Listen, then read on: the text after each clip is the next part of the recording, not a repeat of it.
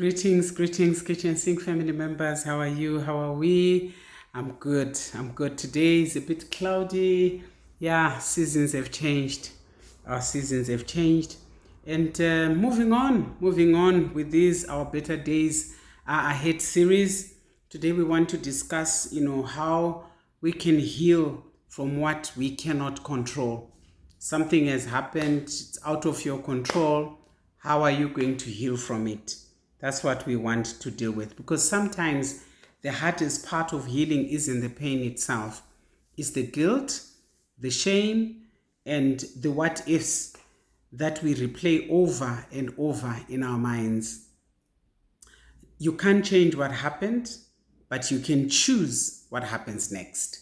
I think that's very interesting and profound. You may not have been in your capacity, in any capacity to change what actually happened. But today, as you are listening, today as we are discussing, you are capable of changing and or choosing what happens next.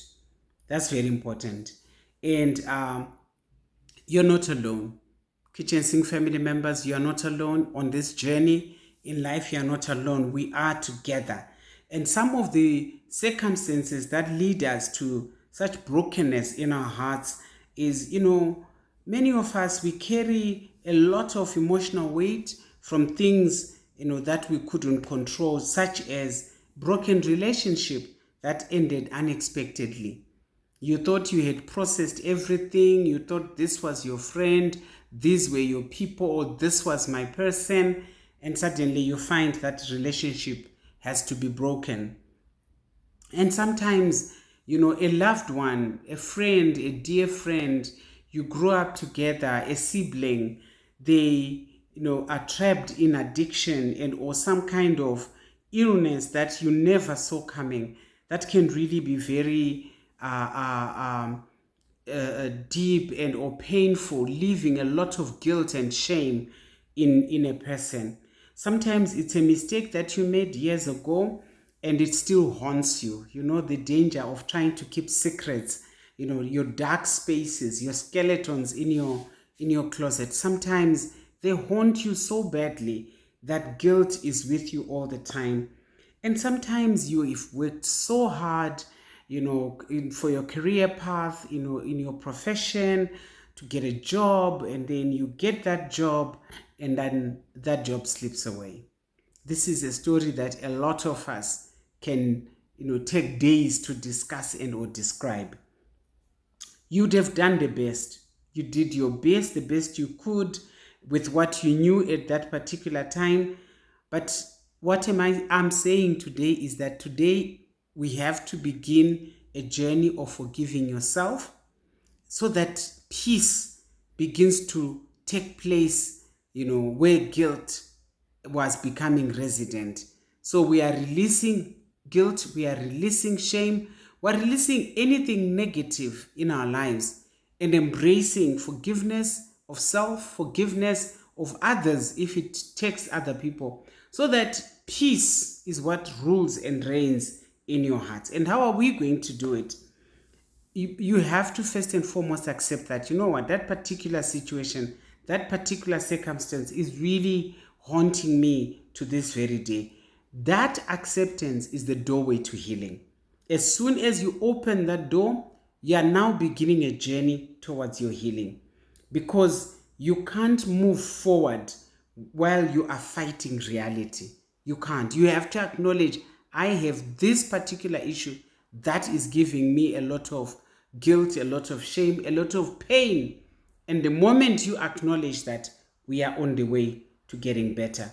And also, when you accept that this is my situation, it's not approving. You're not approving of whatever negative that happened. It's just acknowledgement. I want us to realize that. And then how do you acknowledge that? By telling yourself, this happened. This and this happened to me. I couldn't change it, or I can't change it, but I can grow from it. I can't change it, but I can grow from it. And then the second step to take would be, okay, deal with the lie of control. Many of us believe we could have fixed things if we tried harder. That may not always be true. No amount of energy or effort may have changed your circumstances. You must just acknowledge your reality. And also, sometimes we may have to have dealt with other people's choices, their timing, life circumstances, and whatever they are dealing with in their lives is never in your control. It's in their control. As long as the situation, particularly you were dealing with other people outside of yourself, the chances are you were never going to be able to control them, because it's not you. You can only control yourself. And then you have to release that illusion of control that, maybe I should have done, maybe they could, if I had done this, they would have done that. No, do not speak on their behalf. Only speak for what you could have done or control within yourself. That frees you, and it allows you to heal. As soon as you realize that this was outside of my control, this was not my making, but this is the reality of what happened to me, then you are beginning that journey. And then the weight of guilt and shame.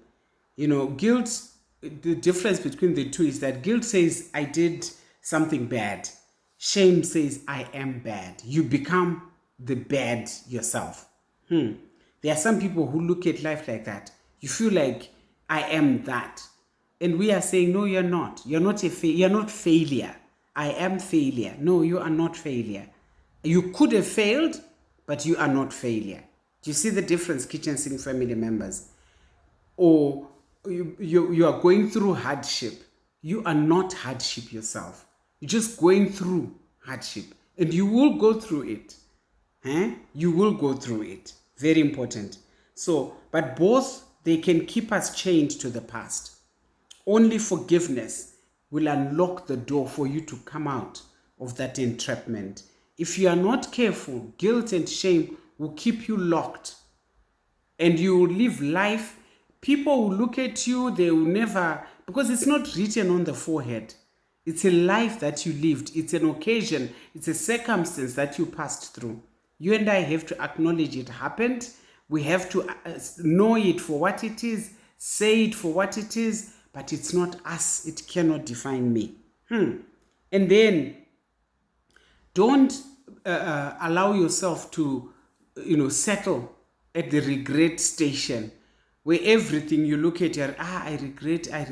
If you keep on allowing yourself to regret, sometimes it will hinder you from growth. Acknowledge, yes, there is remorse.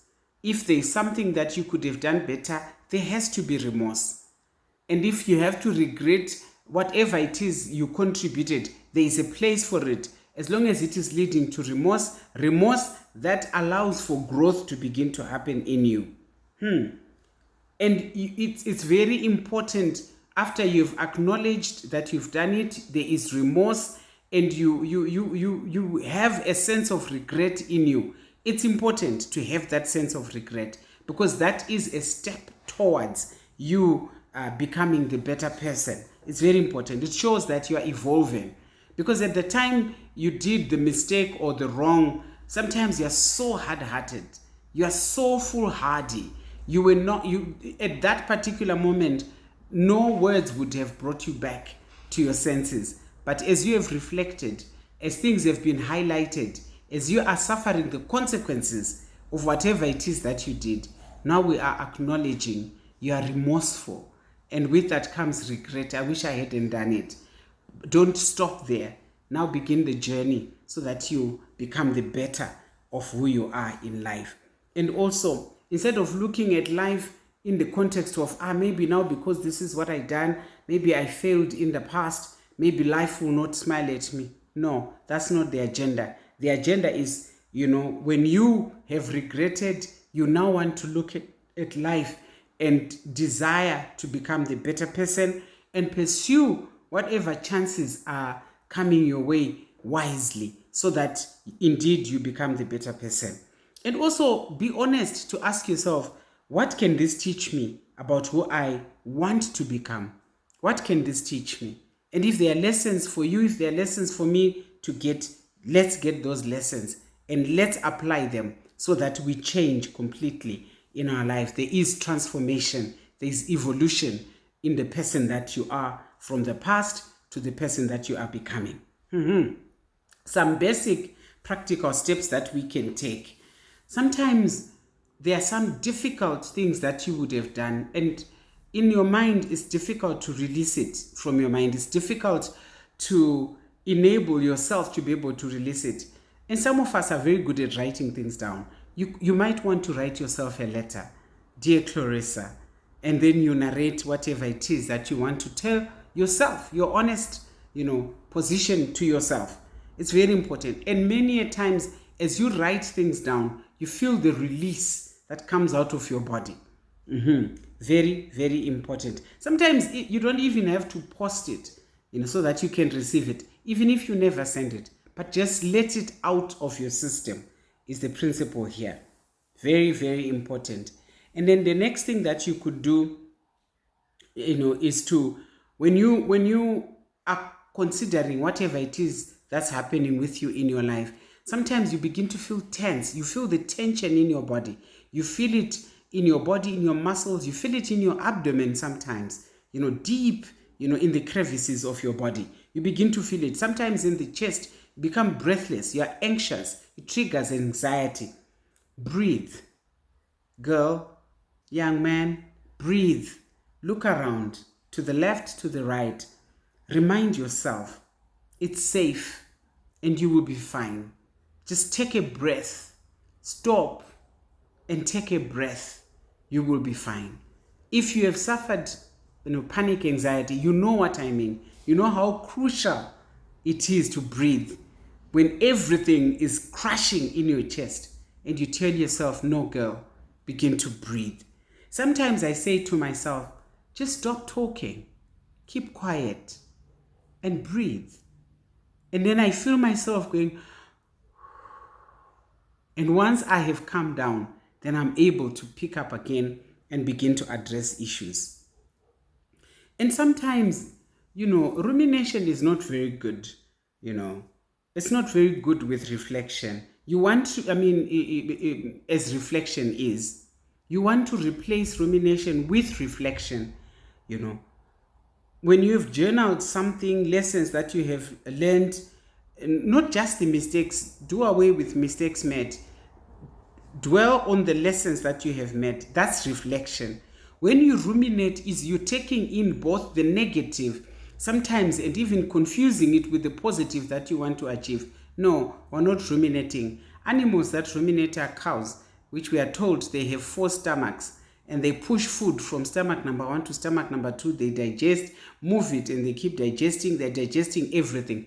As a human being, we are not capable of doing that about life issues, particularly like negative issues.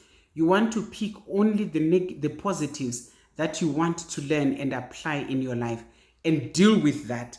That's very important. And if you're a believer like I am a Christian, you also want to surrender your issues to God in prayer. And even say it, God, I release, what it is that you can't carry anymore. I release this one. Sometimes there are human beings that you have to release. I release so and so. I release this situation so that you take it out of your system. And when you have done that, you may begin to feel that, I'm feeling better. And, and sometimes it's something that you would have been holding on to for years. A choice that you wish you could undo.